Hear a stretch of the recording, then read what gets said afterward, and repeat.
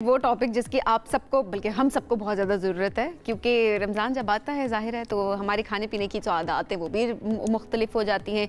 एक तो ये होता है कि रूटीन चेंज होती है, दूसरा ये होता है कि आपकी खुराक भी चेंज हो जाती है। अब सहरी में कुछ लोग होते हैं अच्छा सहरी करना पसंद नहीं भी कर रहे हो, तो कुछ लोग होते हैं उसे ही पराठे दबा के खाएंगे, और which is a good thing I believe.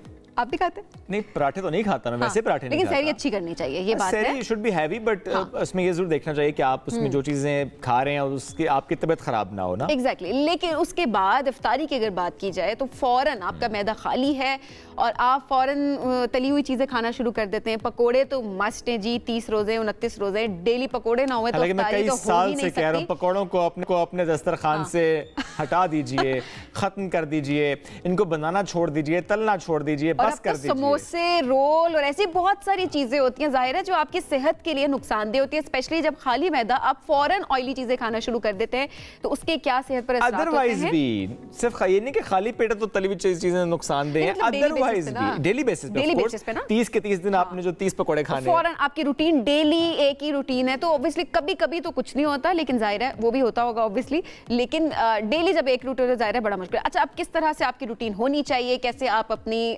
Routine set कर सकते हैं, आपकी डाइट क्या होनी चाहिए, डाइट प्लान किन चीज़ों को अवॉइड करें, किन चीज़ों को अपनी डाइट में शामिल करें, इसी बारे में आज बात करेंगे। तो न्यूट्रिशनिस्ट डॉक्टर निदा अशरफ हमारे साथ मौजूद है। अस्सलाम वालेकुम जी, कैसे? अस्सलाम। सहरी से शुरू करें? बिल्कुल। तो सहरी से शुरू करते हैं जी। ये सबीन जी ने जो कहा है ना पकोड़े, नहीं सॉरी पराठे जी, तो पराठे तो बिल्कुल अवॉइड किए जाएं। बिल्कुल अवॉइड किए। सहरी में क्या होना चाहिए?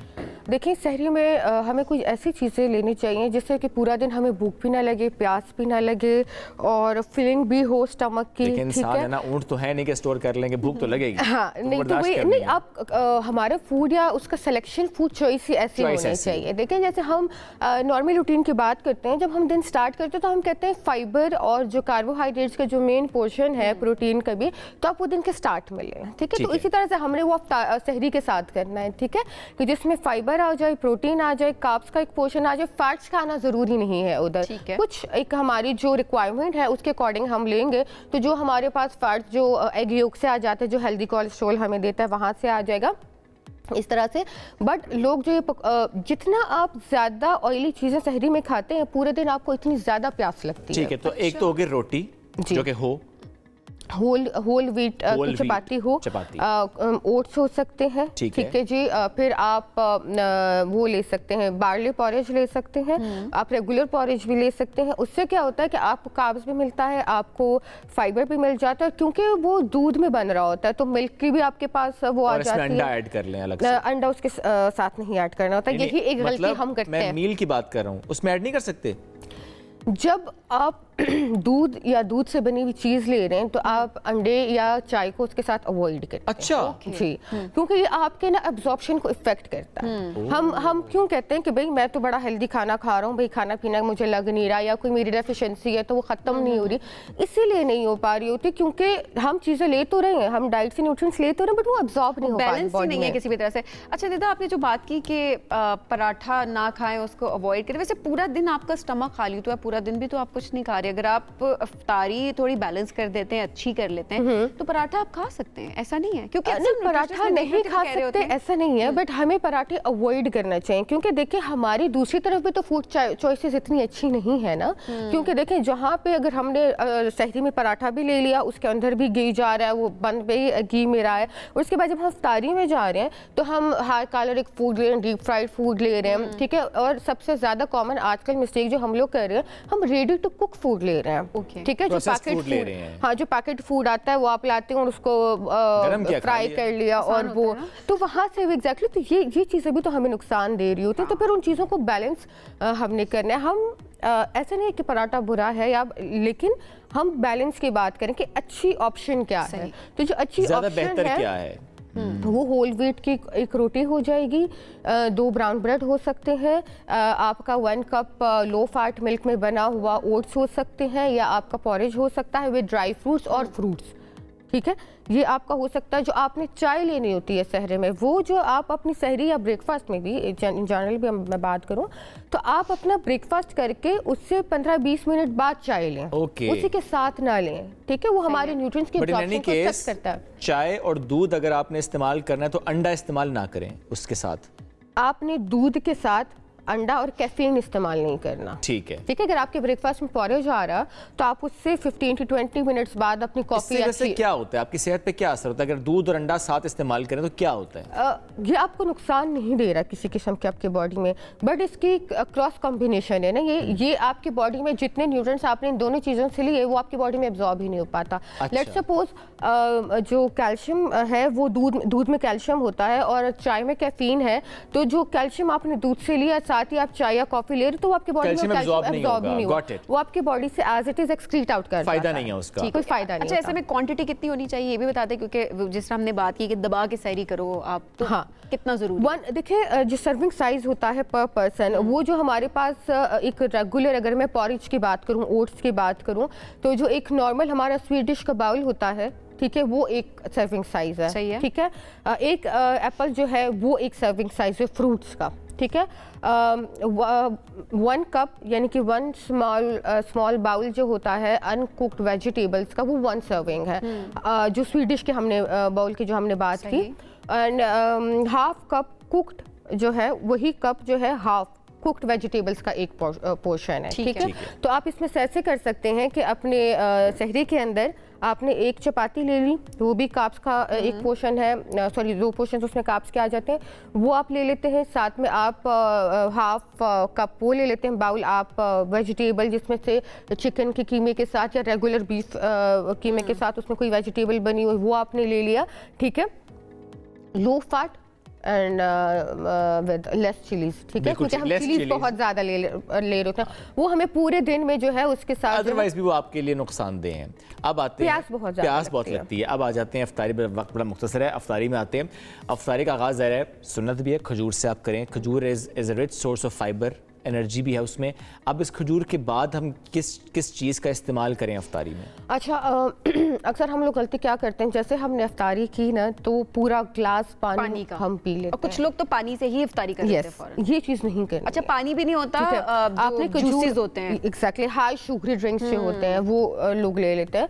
आप खजूर से अपना रोज़ा खोलें, साथ में आप पानी ले, 2 to 3 सिप इनफ होता। आप पूरा ग्लास भर के पानी पी लेते हैं, उसके ऊपर आप सारी अफ्तारी कर लेते हैं, आपके स्टमक में ब्लॉटिंग हो जाती है, ठीक है।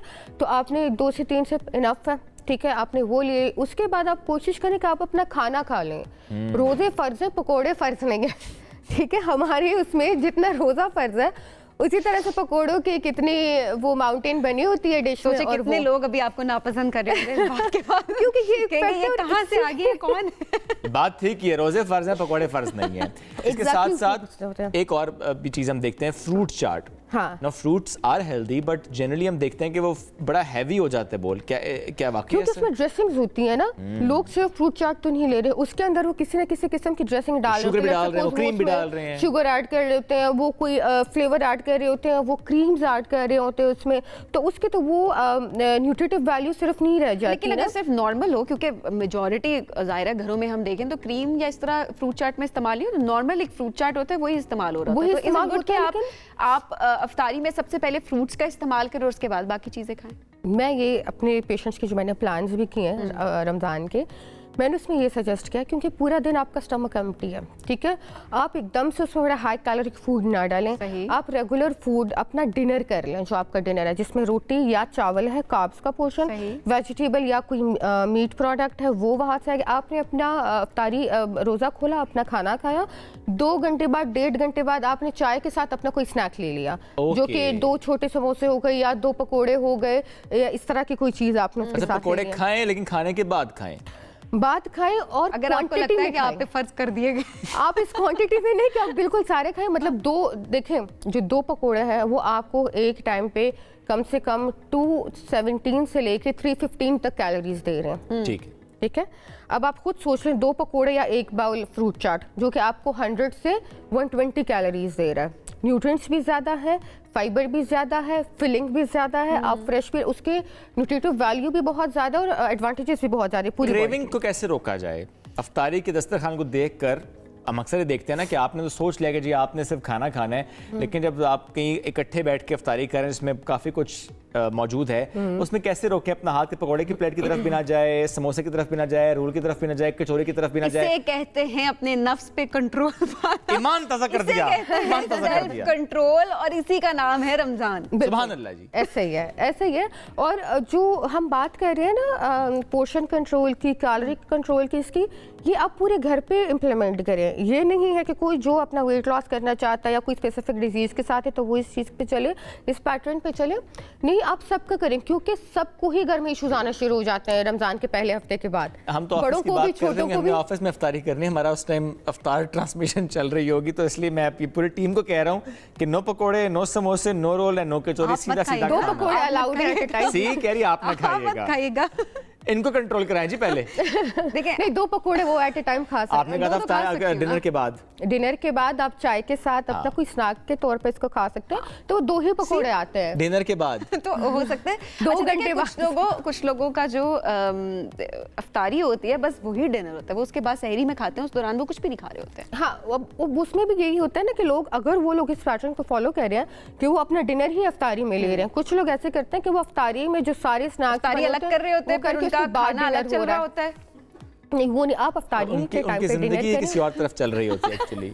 तो अपनी ज़िंदगी को सीधे सिराते मुस्तकीम पर चलाइए जी। सीधा रास्ता ये है कि सादा ग़ज़ा, सहरी के टाइम भी कोशिशें करें कि आप हेल्दी फूड लें, अफ्तारी के टाइम भी रोज़े को फ़र्ज समझते हैं, पकोड़े फ़र्ज बिल्कुल नहीं है। इसी पर आपने स्टेप बाय स्टेप खाना खाएं, एकदम से बिल्कुल ना खाएं।